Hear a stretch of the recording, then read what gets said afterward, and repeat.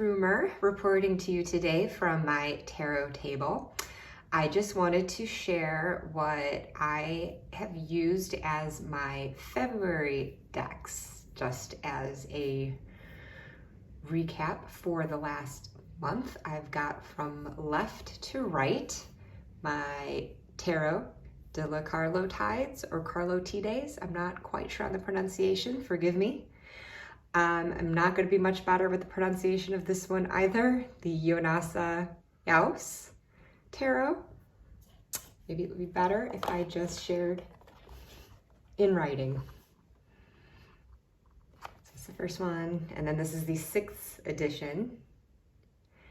That one in the center. And then the Black Lily Tarot, which I often like to bring out as a shadow deck of sorts to call me out on my stuff. So the idea behind using all of these was that my Tarot de la Carlo Tides, Carlo Tides, I'm really gonna stumble on that this whole time, be more of my everyday sort of deck.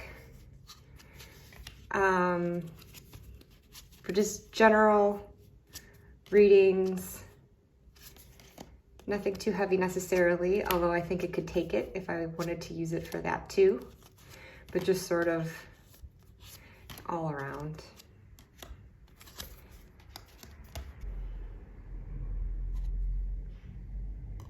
And then Yonasa Yaos here.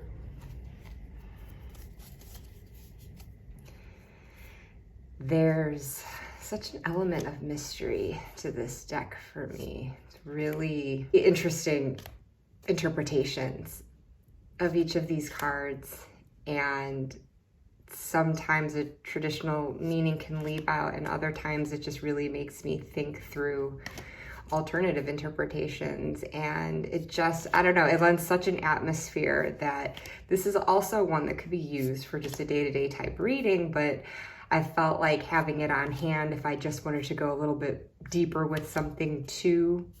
It's really effective for that.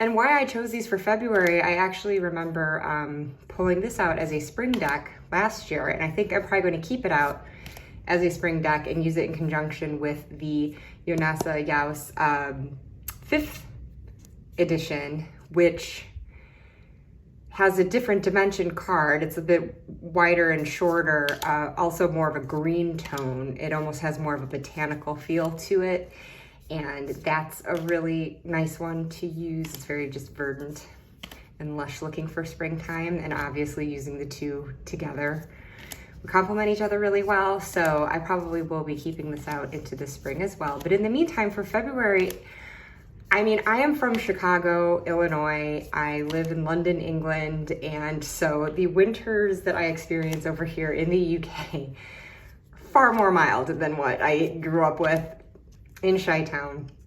And this winter in particular was a very mild one, it seems, and we're already seeing flowers budding. You see that new green bursting through. So I don't know, with both of these decks so far, there's just sort of this like clean, springy energy to them that while February wouldn't seem like the time to bring that out, it's just, that's what I'm feeling. So I'm running with it. And then finally, the Black Lily here. Again, the tough talker, kind of call me out on my shit. I find these images can be, I don't know, just kind of confronting. I don't know if confronting is the word, but they can make me uncomfortable. I can tell you that much. It's like I like the art style and I don't like it at the same time. It's not something that I think I would normally go for, but I don't know. All in all, it does end up being something just like very beautiful, but uncomfortable for me. And it's good for my use for it. It's a good thing because I want to have uncomfortable conversations with this deck. And it's really nice communicating those tougher messages to me, but not like a jerk. I feel like there's still like a gentle enough touch to it. but it won't mince words. So in any case, the Black Lily. So now I have been speaking of these in terms of using them individually for different types of readings, but actually I also chose all three of them because I think they look very nice together, and I think they do really well being used in combination. So here's just an example of a spread that I did, and on either side for Oracle, I use the Hedgewitch Botanical, which is such a lovely, clean deck. Great keywords. I just love it. I find it goes really nicely with several of my decks, and again, just embodies that springy energy that I already started feeling, I mean, by the end of January, if I'm honest. I love the way this one looks with each one of these decks, and so it was kind of an automatic one to grab for that use. But in any case, as you can see, just sort of use them all in combination with each other. I had something for this reading in particular really weighing on my mind, kind of feeling in a state of overwhelm. And so I had pulled out from the Unasa Yaus just something for how should I be thinking about this? How can I adjust my attitude, my mindset, and then what can I actually like do in practice about it? And then using the Tarot de Carlo tides, embracing a lesson that I learned in the past that I can carry forward into this situation, and then how I can further apply it going from there. And then asking the Black Lily to be more in shadow. So a shadow aspect that I need to leave in the past, and then one to be reckoning with going forward in this situation. And then I put down the two oracle cards in answer to sort of just generally what to avoid, what to attract. I'm not going to go through the details of the reading or what the situation was, but just as an example of how I used these cards in conjunction with each other, sort of playing on their strengths, because I just felt like this is a great one for just really getting down to the heart of the matter. And then as far as just taking sort of the lighter side of things, like the good things that I've learned and that can help carrying me forward on top, and then having that shadow element. And then just kind of summing it all up to, in general, the energies to sort of let go of or steer clear of, and then those two move into. So then approaching the decks individually, the Hedgewitch Botanical looks beautiful with all three of the decks that I've mentioned, but then also a pairing that was kind of unexpected to me but ended up working out really well was pairing the Tarot de Carlo tides with Danny Mystic's Pear Tree Court Oracle. The art styles are different, so that's why I wouldn't figure it to be an obvious match, but there are certain period images in this tarot deck like this that evoke the time period that Danny concentrated on. A Pear Tree Court, it is supposed to be the people of Versailles. And so that's what put it in my head at first to try them together that way. And I don't know, I think it really worked out well, like just having a central key word and then having the tarot cards on either side to sort of elaborate on that, delve into it a bit further. And the coloring more vibrant in the tarot deck, but I don't know, I still feel like it made for a nice little match. It's kind of like a pinky pastel-y quality that comes into this deck as well. And so I don't know, it worked well for me, so I was happy to discover that. Another pairing opportunity that I went with here was with the Black Lily Tarot. I like to use the Reclaim Oracle sometimes, because I find that however direct and no nonsense the message can be from the tarot deck, Not that I can't get the same from the Reclaim. You know, there's some confronting terms in there too, but arguably with somewhat of a softer touch. I figure both decks ultimately are looking out for me and telling me what I need to hear. There's even something with the artwork. Again, very different art styles, but I don't know. There's something really like kind of awkward and uncomfortable about the Reclaim Oracle's art. I kind of feel the same way about it as I do the Black Lily. In that way, I feel like visually they kind of work well together. A simple color palette here certainly doesn't contrast. Yeah, so there was that pairing then. So now going back in time for a moment, my January deck recaps last month mainly concerned, or only concerned, the new decks I had acquired in January and the ones that I had culled to hopefully find another loving home for them.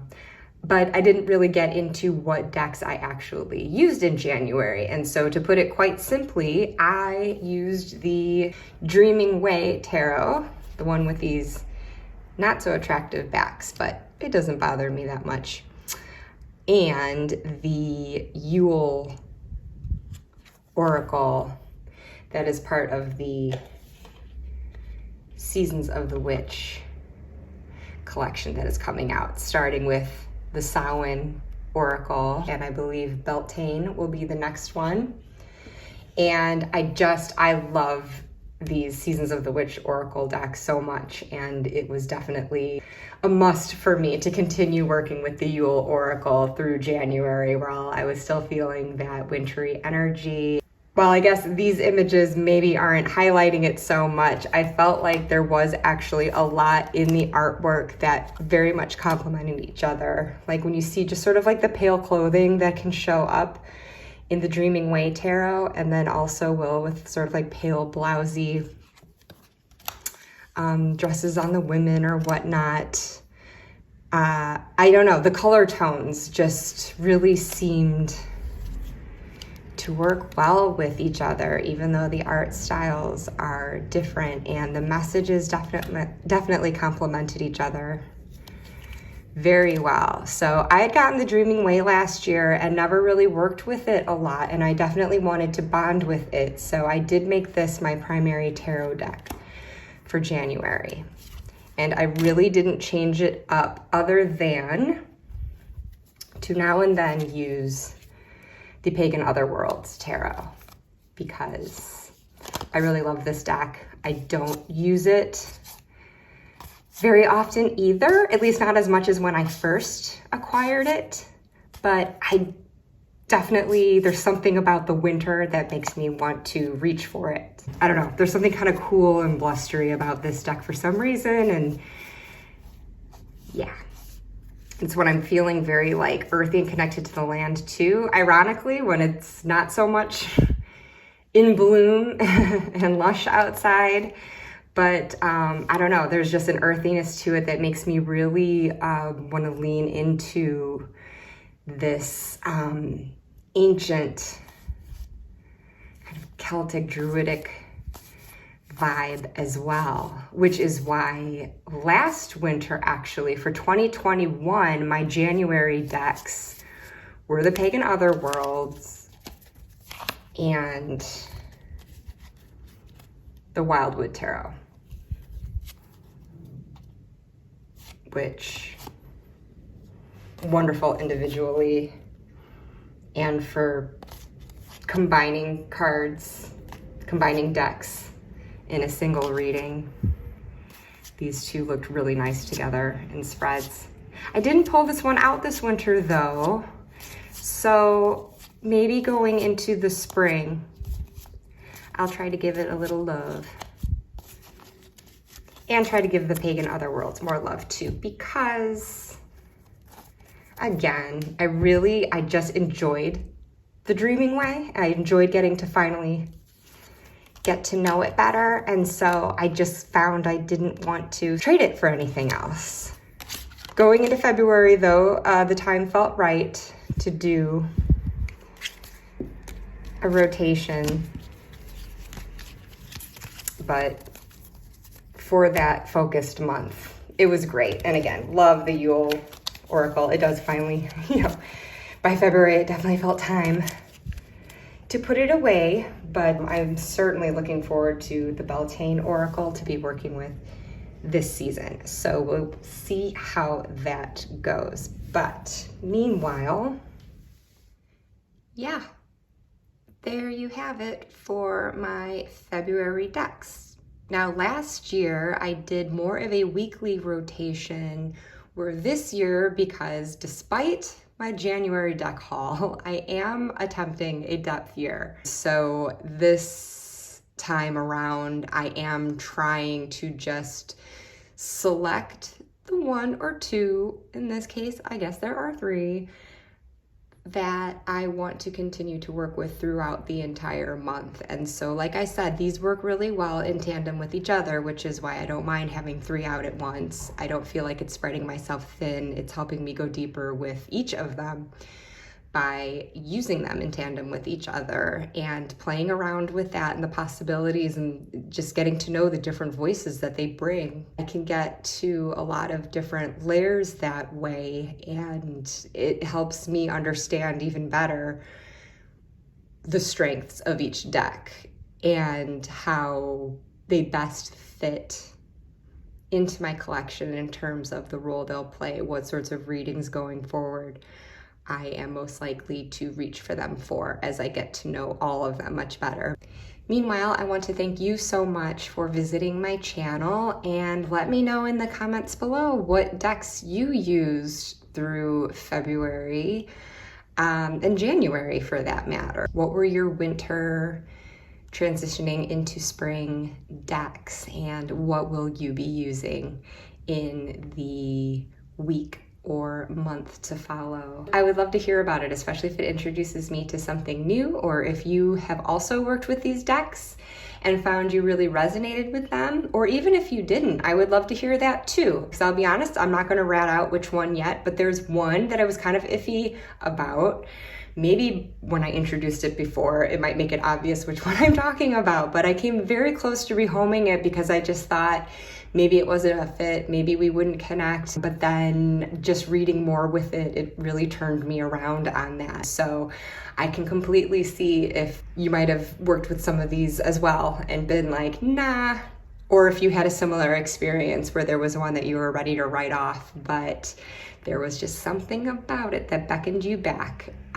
Whatever your thoughts and experiences have been, I would love to hear about it. So please comment below, and until next time, happy spring.